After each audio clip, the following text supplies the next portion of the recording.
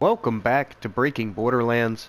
In our last episode, I showed how you could farm a mock, and I was here farming a mock. I've gotten at least one interesting find. Normally, I don't like a flamadiddle, but I got it in the Gamma Burst. So, to show what it does, what's interesting about it is the projectile pattern does this weird.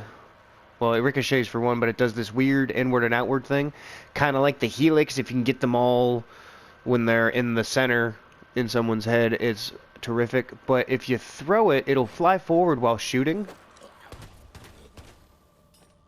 And then eventually it'll go into spider mode and run up on it and shoot. So you can spawn a bunch of them. But I also, I had mentioned and showed how having elemental melee damage can get you more iridium.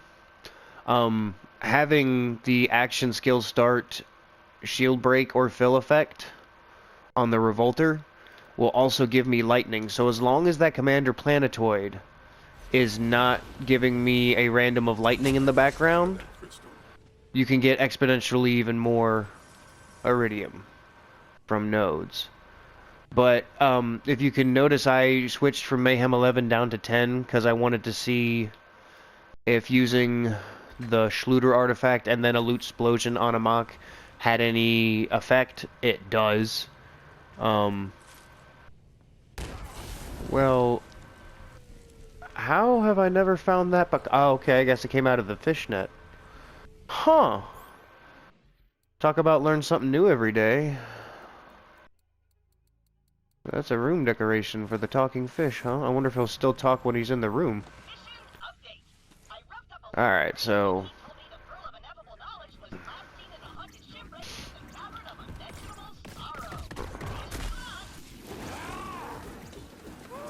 go ahead and spawn a mock.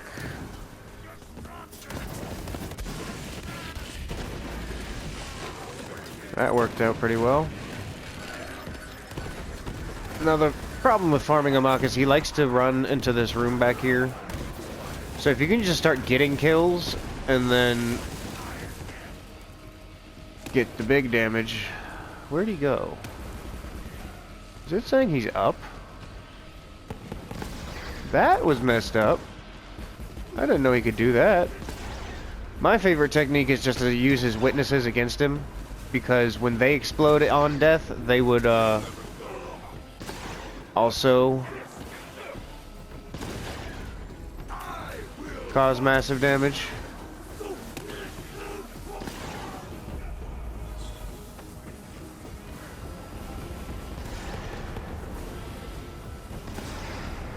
Plus, I hate that smoke screen he puts out.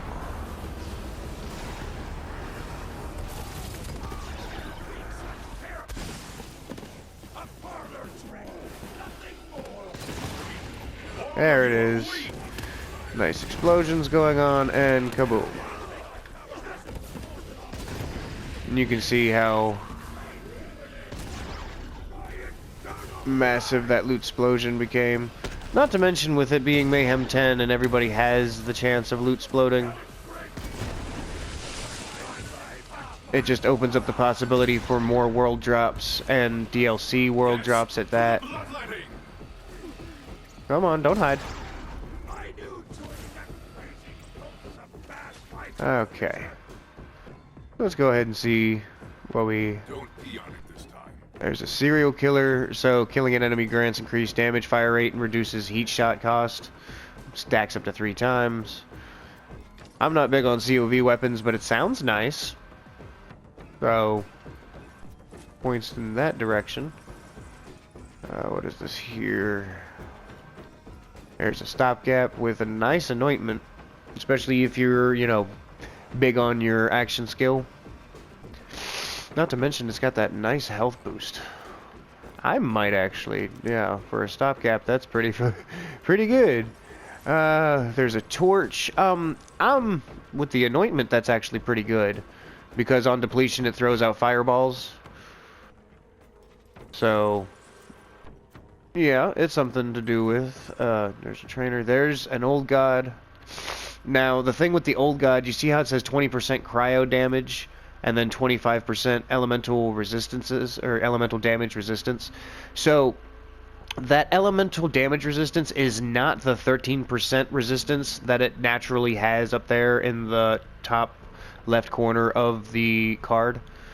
But all the other elemental resistances get 25%, which is pretty nice. But the fact that it gives you a 20% cryo damage, like, that's actually pretty good. Capacity, absorb, and health when full. Other than the anointment, I would never use the anointment, really. Most Novas are not. There's another serial killer with the try-hard anoint, as I like to call it. Because if they're already below 25% health, why do I need extra damage? I already got them that far. The only place it makes sense is if you're trying hard on a boss. That's the only time that makes sense. So, yeah. Very easy to run amok, very easy to get him to loot explode, especially when you've got the Schluter artifact working for you. Now, I'm not gonna lie, half the reason that I am on Mayhem 10 was A, to see if the loot explosion could stack with the Schluter on amok, and yeah, of course it does. But it was also just to see if I could skip a loading screen. Because if you're in the Voracious Canopy at the, number 1 farm spot for Iridium nodes, just by switching between your Mayhem levels, you can have the nodes respawn. But it doesn't work on enemies. Enemies, you literally have to back in and back out.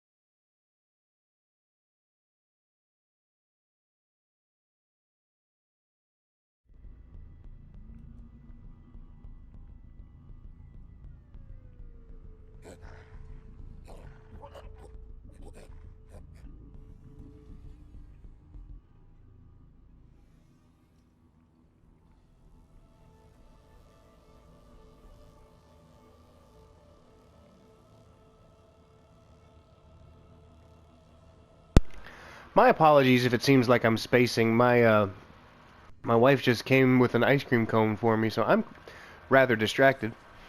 But just to illustrate the point that I was making, you can't switch Mayhem modes to respawn enemies, but you can do it to respawn nodes. So, any of the Iridium nodes that would have popped up around here that I wasn't looking at because I have ice cream.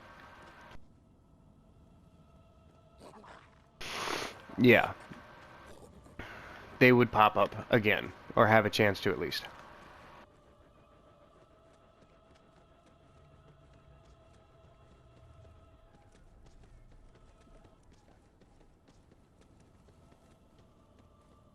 So now at this point in time in the storyline, when you're, done running amok with amok, you're gonna come here to the private eye and go ahead, ring the doorbell.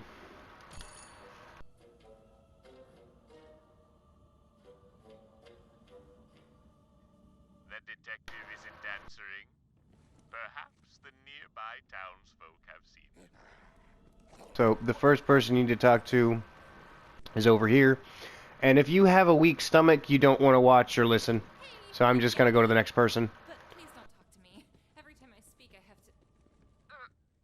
hold on. I have never experienced whatever that is, but it looks most unpleasant. Now, where is Burton Briggs? Damn it. You're talking to me. Okay, I think Burton was talking to Halan a while ago. There we go again. Thank you for your assistance. Totally uncalled for, 2K. And Gearbox. Totally uncalled for. Holy crap! You scared the bequeezes out of me. What do you want? I hunt for Burton Briggs, but not to kill him, just to be clear. I'm gonna have a friggin' heart attack at this rate. Look, I saw Burton with... What did you just... No? Okay. Saw Burton with Gina. I presume there is something super weird about you, too? Oh, piss off with all that. I don't need this right now. Or ever. Screw you! This all seems very uncalled for. Simply tell me the whereabouts of Burton Briggs, and we can put this interaction behind us. Burton? That drunken moron who plays detective? Yeah, I know where he is. Told me he was going off to the freaking cemetery. Like an idiot! Now get out of my face! Fine. Also, I suggest you try meditating. Vault Hunter, I'm Why would a concerned it's going a bit robot weird suggest around meditation? as it were. He's been talking to Amar. Oh, Alice. Not too much. Quit making a fuss over little old me. Alright, so whenever you hit the main square, there should be... Yep, there they are. This is why you hired a certified wedding planner, Hammerlock. I have plans for everything. Death trap, pour this room a warm ginger ale, run! Now, just to illustrate exactly how awesome this build is, I'm holding an ice cream cone while I'm playing. My rebirth is inevitable. And I can still mob with the best of them. Or not, you know. It is quite a handicap, believe me or not, because you're playing beat the clock with, you know, a frozen cone. And trying not to respawn.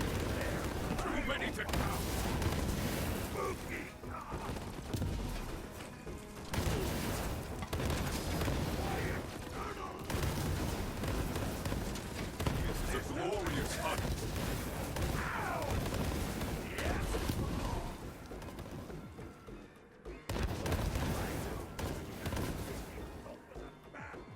Oh, I still have the Schluter on.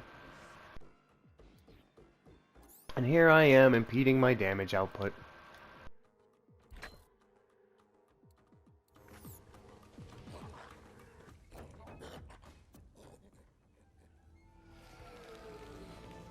Now this is not bad, especially for somebody that you've just rushed to level 72. The reason being, you give them a little bit of chance at survivability for, you know, melee. Especially if you were also to hand them like a face puncher, because now it's basically a grog nozzle for all you BL2 fans. Or like the Heartbreaker that I got from the DLC 1, having some lifesteal. But it also gives them some combat EXP, so they can go ahead and raise their Guardian ranks while they play alongside you with the build you've given them. Oh, excuse me. Not to mention, it's not bad. Shock, giant, smelt damage, and weapon accuracy are all things that you can benefit from. So I might actually take that, just in case I rush somebody at some time.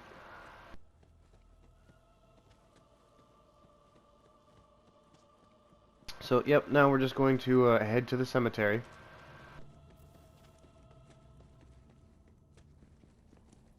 Once I'm done my ice cream cone, I'll show off the Flamadiddle. Because normally, like I said, it's not that great of a weapon. It's okay. But it's some added damage. Now, right now, at this point, this spawn point here, if you were to go off the beaten path, there's a Hammerlock hunt back here. And he can drop the Clairvoyance, which is a nice assault rifle. It's one of the few Jacobs rifles that will spawn with an element.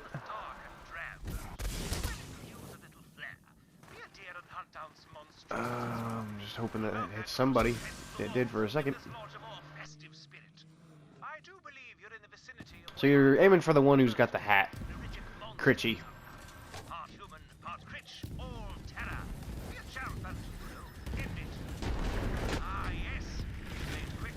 Yep, and there he went.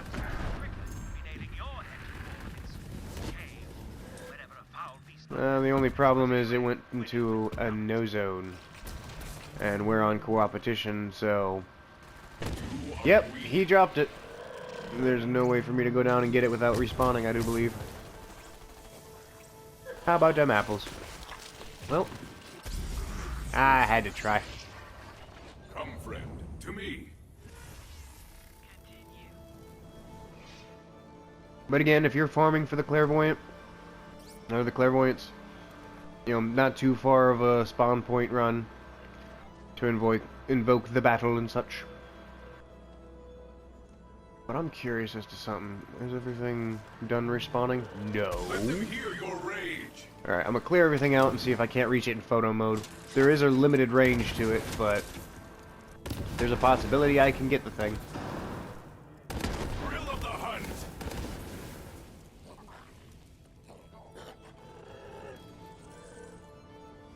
Is there another one? Not anymore. Okay, so the closest I can get to it, right about here. Oh, that is definitely too far away.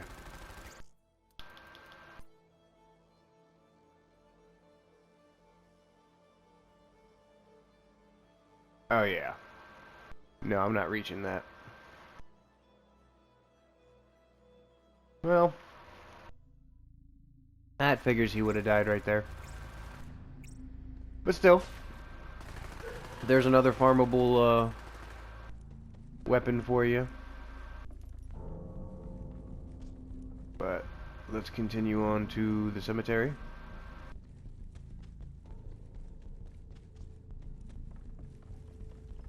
Mission update! I found the shipwreck and snuck into the captain's quarters, past a horde of unspeakable fleshy horrors. There, I found a skeleton key possessed by the spirit of a keelhauled stowaway named Paul. He's now guiding me through a dark wood to the spire of racking despair. I don't know how Claptrap survived. Alright, now we gotta save his hide. Burton Briggs is beset by bugs. Best bail him out. Oh, I shot the tombstone.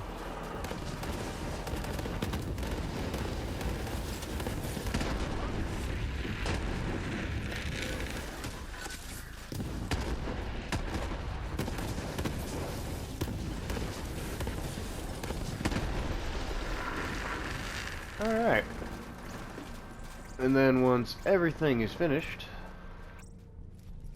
go ahead and revive your ally. This is why I travel alone. We have much ahead of us. Hey, you really saved my ass, friend. Thank you. Now, oh, right. I almost forgot. Can't remember. It's my curse. Name's Burton. Burton Briggs. But I think I go by Bert. Let's try it out. Call me Bert. Greetings, Bert. No, that's not right. Burton it is. So, what's your story, friend? I must release my friend from the grip of a cursed ring. I seek to know its nature. Cursed ring? I've got a hunch it's got something to do with those bonded. And I always follow my hunches. I think. But if it's the bonded you're investigating, you should head to the town archives. Here, this key should get you in. My way of saying thanks.